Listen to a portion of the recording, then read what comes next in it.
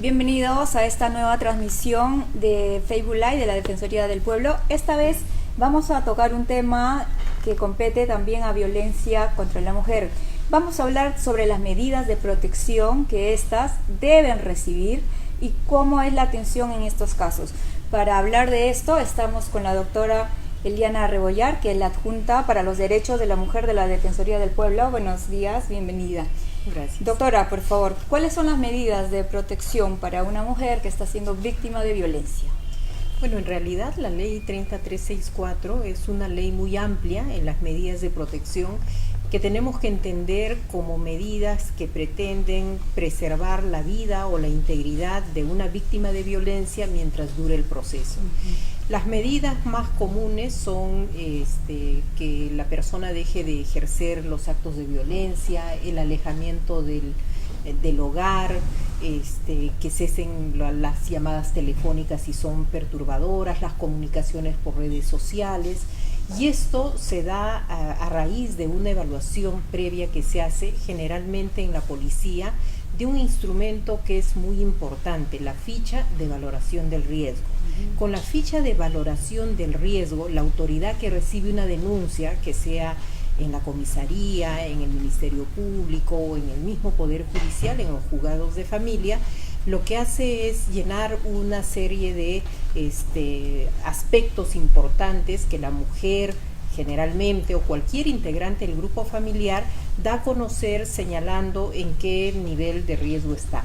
Luego hacen una calificación, hay 3 niveles de riesgo, un riesgo leve, un riesgo mediano y un riesgo severo. Entonces, esta ficha es importante porque quien recibe la denuncia va a poder llevar noticia al juez en 24 horas, dice la norma, para que genere una audiencia en los próximos 3 días, hablamos de 72 horas, donde en una audiencia se pueda verificar el riesgo. Si una persona ha sido calificada en un riesgo severo, es decir, que el nivel de agresión, la reiterancia de estos hechos han sido tan graves que pueden ponerla en un riesgo a su vida o a su integridad física, el juez dicta las medidas que sean medidas coherentes a que mientras dure el proceso esa persona esté protegida. ¿Cuáles serían estas medidas y en qué caso estamos considerando severo, ¿no? A ver, el riesgo severo se da, por ejemplo, en el caso de que la mujer ya haya tenido agresiones previas, amenazas, que haya tenido denuncias previas. Muchas veces van a los centros de emergencia mujer, han llamado a la línea 100 del Ministerio de la Mujer y Poblaciones Vulnerables, a la misma comisaría, el tipo de actividad que desarrolla el agresor, digamos, no es lo mismo una persona que porta arma, que podría ser un sereno, un efectivo policial, o alguna persona que incluso haya estado incursa en la comisión de delitos comunes y que claro, para la mujer significa un riesgo mayor. Entonces se hace una valoración de el entorno familiar, social, la actividad a la que se dedica, por dónde se desplaza, dónde han ocurrido estos hechos de violencia, en qué han consistido, cuántos hijos hay, cuál es la relación con el entorno familiar, con la familia del agresor. Entonces se hace una valoración de todos los elementos que permiten decir si la mujer está en un riesgo leve, en un riesgo mediano o en un riesgo mayor. El riesgo severo es aquel riesgo en el cual vemos que el agresor puede llegar a acciones de hecho, a ser mucho más violento mientras dure el proceso, porque recordemos que mientras dure el proceso, esta persona va a ser notificada para ir a las audiencias, va a tener que dar su declaración, someterse a evaluaciones psicológicas, psiquiátricas si corresponden. Entonces ya es parte de un proceso y como tal confronta a las dos personas como denunciante y denunciado. Mientras dure este proceso, usted dijo que las víctimas tienen derecho a la protección. Esta protección significa de repente que tenga un policía custodiándola, tenga un número de teléfono a donde recurrir. ¿De qué protección A ver, estamos una hablando? vez que el juzgado en estas 72 horas convoca una audiencia donde no necesariamente la víctima debe ir, ¿no? Para no revictimizarla, el juez dicta una orden de medidas de protección. También puede dictar medidas tutelares, cautelares, que son las que ven, por ejemplo, pensión de alimentos, derechos mucho más coherentes con el derecho de familia, que normalmente no es lo más necesario y urgente, pero la medida de protección señala cuáles son las prohibiciones de esta persona. Por ejemplo, si usa un arma, que se aleje del hogar, que cesen las agresiones, en fin. Esa medida el juez devuelve a la policía. Quien hace cumplir la medida es la policía. Y ahí viene lo que tú preguntas. La policía debería contar, de acuerdo a la ley 3364, con un sistema georreferenciado. ¿Qué significa eso? Que tenga un mapa donde estén identificadas las zonas donde hay mayor cantidad de personas que proteger, que tienen medidas de protección. Entonces puede ser por barrios, puede ser por asentamientos humanos, y la víctima debe tener un mecanismo ágil de comunicación, que la policía ya ha definido que sea un celular, con el instructor que tiene su causa, para poder comunicar si hay algún acto de la persona agresora que está siendo procesada, para poder comunicar inmediatamente. En ese caso, por ejemplo, si el agresor está tocando a la puerta de la víctima tiene que llamar a ese teléfono. ¿Qué es lo que tiene que hacer en este caso la policía? La policía lo que tendría que hacer es ir inmediatamente, y en este caso sí puede intervenir porque hay flagrancia. Ahora, nosotros desde la Defensoría hemos visto una serie de problemas en el tema de la efectividad en las medidas de protección. Porque muchas veces la propia policía dice, si me dicen que cese los actos de violencia, es una medida muy declarativa que me dicta el juez. Entonces, ¿yo cómo hago que cese? Pero si me dicen que se retire, que se abstenga de circular en un radio determinado en los alrededores de la casa, sí se puede cumplir. Ahora, hay que señalar también que nuestra Policía Nacional no tiene un sistema georreferenciado en el total de las comisarías. Hay una serie de falencias. Por ejemplo, el año pasado la Defensoría del Pueblo ha hecho una supervisión a comisarías, y efectuando una radiografía en esta materia, el 80% de efectivos policiales en las comisarías especializadas de familia señalaba que sí hacía un seguimiento de estas medidas, pero la Defensoría advierte que no había ni siquiera un registro de las medidas. Entonces, si tú no tienes la sistematización de a quienes tienes que proteger, es difícil hacer eso. O muchas veces la víctima llama y no hay una respuesta, o le responden y la propia policía no tiene la capacidad operativa de ir inmediatamente a brindar este rol. Nosotros lo que hemos señalado en este aspecto es que tiene que haber también el concurso de los serenos para apoyar a la policía, porque es crucial, es importante que la mujer que denuncia tenga una medida de protección y que no haya agresión. Y lamentablemente nosotros hemos podido verificar en la Defensoría del Pueblo que en muchos casos de feminicidios o violaciones que han tenido después un desenlace de un feminicidio, las personas habían denunciado y tenían medidas de protección. Entonces, si la medida de protección no funciona, el mecanismo de denuncia se convierte más bien en un aliciente para que la persona pueda agredir con mayor fuerza y mayor brutalidad a las mujeres. Permítame, doctora, por favor. Hay una consulta en nuestras redes. Dice, María Sarita quiere saber cómo seguir un proceso contra alguien que abusa de una joven con problemas de autoestima, que no quiere dejar la relación a pesar del abuso y las agresiones. ¿Se puede solicitar que una persona sea declarada incapaz temporalmente debido a este problema psicológico y sacarla a la fuerza del lado de ese agresor? ¿Quién me brinda información de esto y el apoyo necesario? Bueno, en realidad el mecanismo de denuncia es un mecanismo voluntario. La persona que siente debe de cumplir con el tema de la denuncia. El tema de quitarle capacidad a una persona es algo que está proscrito, y está proscrito, prohibido, porque hay un marco de convencionalidad que el Perú lo ha asumido, en el sentido de que aún cualquier discapacidad de las personas no la incapacita en todas sus decisiones. Entonces, en este caso, creo que lo importante es trabajar con la víctima en el sentido de hacerle ver que es necesario que ella pueda buscar ayuda, y la ayuda puede empezar por la ayuda psicológica por ella y su pareja, por ir a denunciar, porque finalmente la ley establece toda una ruta que va hasta la sanción para la reeducación del agresor.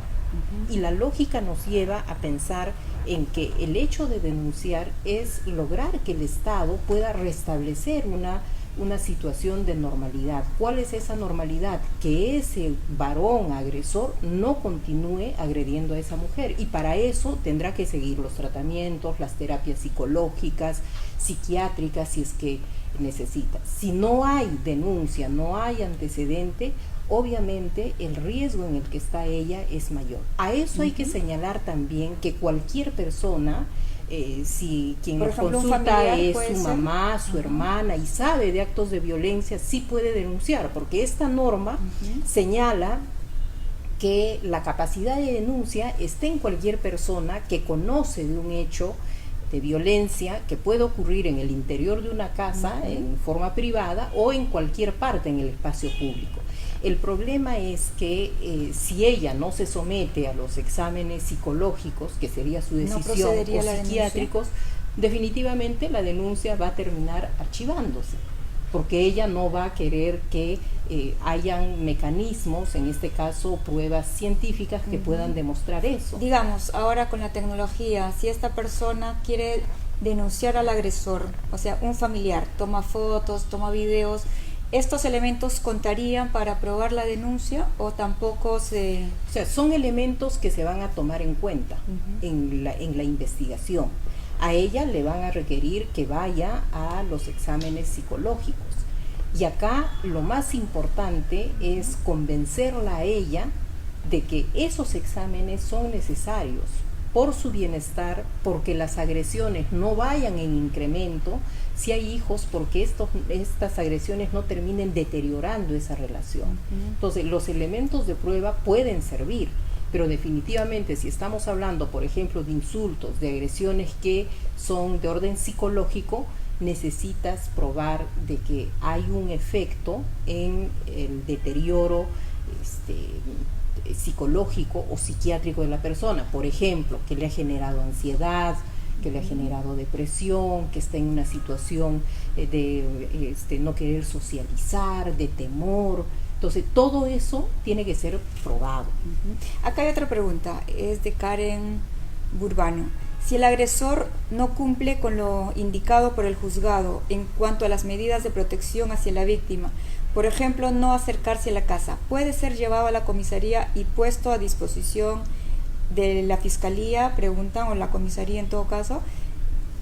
Bueno, esa pregunta es muy interesante, porque muchas veces la policía da cuenta al juzgado que dicta la orden, porque quien dicta es el juez y quien ejecuta es la policía, dando cuenta de que muchos agresores incumplen con las medidas. Por ejemplo, el tema del retiro del agresor de la casa. Cuando las personas viven juntas, una de las medidas puede ser el retiro del agresor. Entonces, la policía, para hacer efectiva esta medida, tiene que constituirse y notificar de que se retire de la casa. Si no cumple, que ha ocurrido, han ido 1, 2, 3 veces, han pedido la orden para el desherraje y para poder retirar a la persona. Y en muchos casos hemos visto que la policía da cuenta al juez, y el juez está denunciando por violencia y resistencia a la autoridad a estas personas. O sea, están entrando en un camino del delito. Y eso ya no es solo la investigación por los temas de violencia, sino cómo se está negando a cumplir una orden que es judicial. Evidentemente, el tema de fondo es que hay una sobrecarga de trabajo, esos 3 días no se cumplen, la policía no tiene el abasto para poder atender a todas las víctimas. digamos, si la víctima está en casa del agresor, ¿cómo se hace en este caso? ¿No? Porque por lo general el dueño de casa se queda en casa. Si la víctima está en casa del agresor o de la familia del agresor, ¿qué se hace en estos casos? Bueno, hay otras medidas que es, por ejemplo, colocarles en las casas que son centros especializados que tiene el Estado, y ahí viene una responsabilidad de los gobiernos regionales y locales por construir y tener lo que se llaman las casas de refugio, porque la mujer y los hijos, generalmente mujer, porque puede ser también una mujer que agrede a un hombre, que también son los menos, sí, pero hay esos casos, tiene que estar protegida mientras dure el proceso. Entonces, la casa de refugio es un buen lugar para que ellas puedan ir con los hijos mientras dure el proceso. ¿Por qué? Estas medidas son tutelares, o sea, son protectoras, son garantistas, que le dan el mensaje a la mujer de que mientras se ventile el juicio hasta la sentencia, tú vas a tener un manto protector del Estado.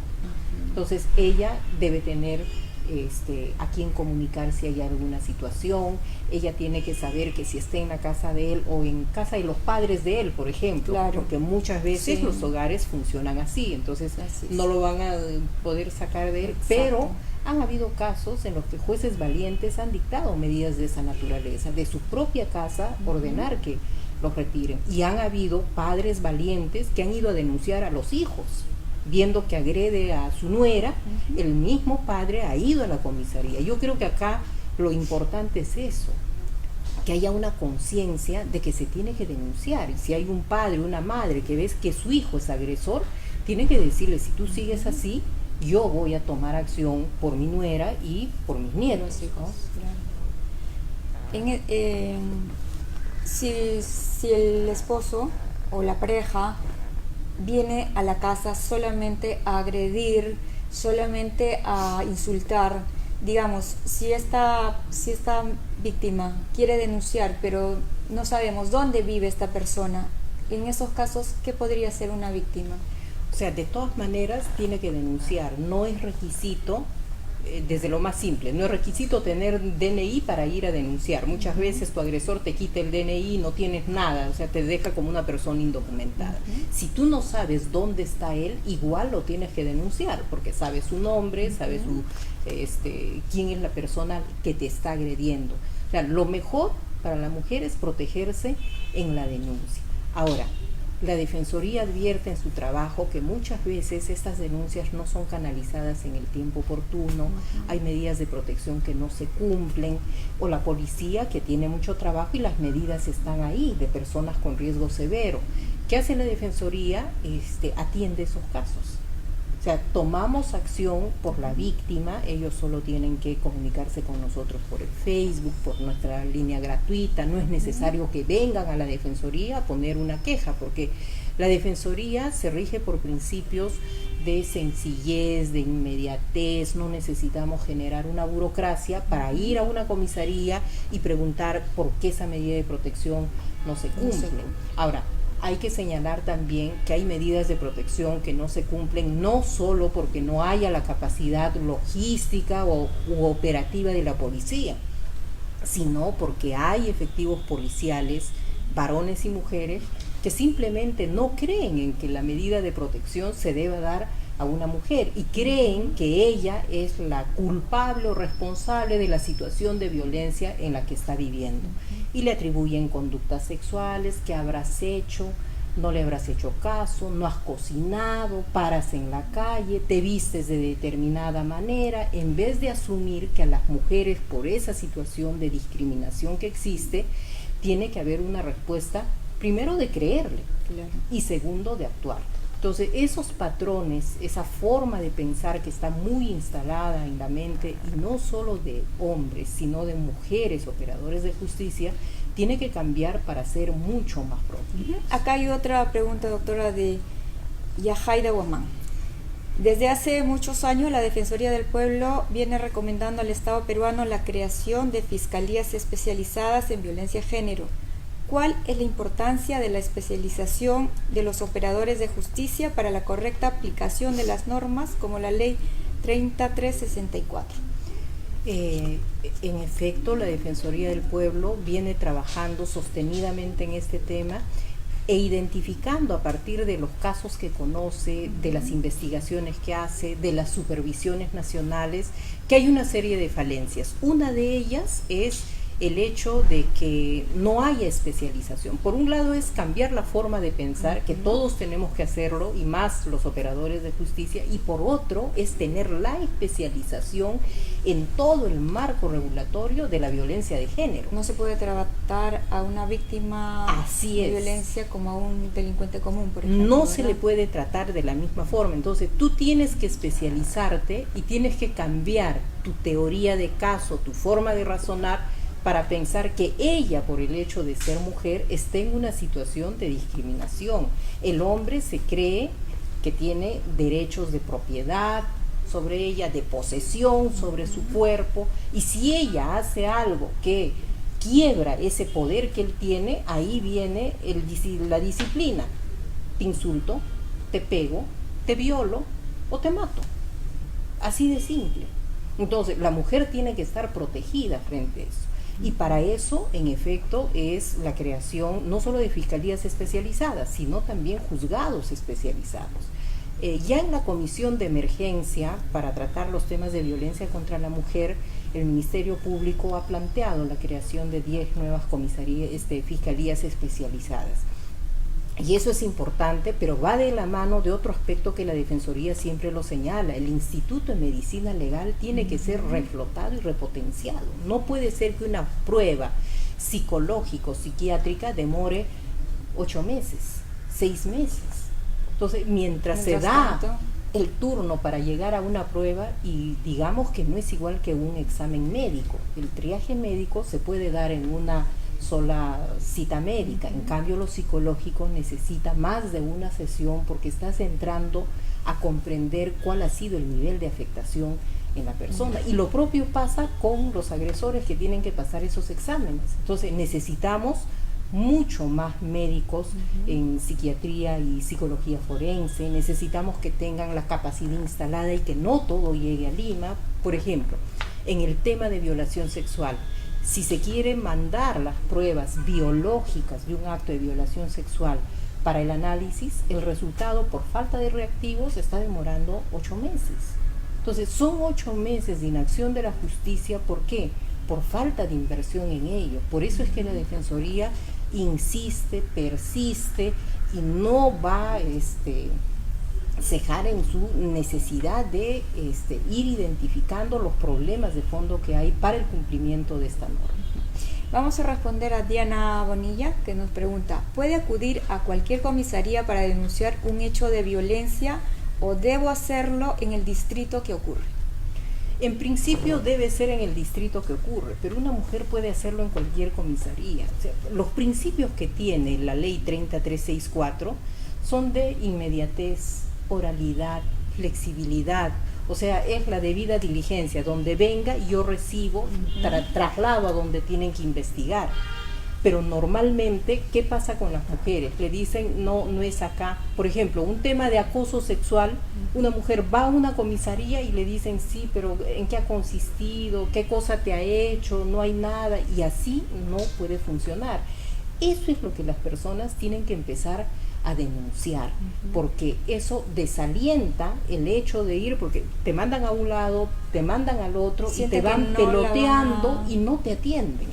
Y terminas contando tu problema a 1, a 2, a 3 y no hay respuesta. Eso de ir con una versión a uno, al otro, con respuestas distintas, tiene un nombre, que es revictimizar a la gente.